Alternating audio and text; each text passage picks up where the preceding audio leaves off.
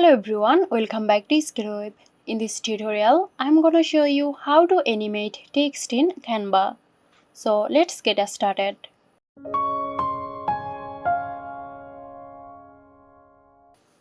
Begin by signing into your Canva account and opening the design project where you want to animate the text.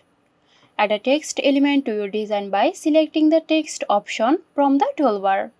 Click on the Animate button located on the toolbar. This will open the animation options for your text. Select the animation style you want for your text. Canva offers various options like fade, slide, zoom, and more.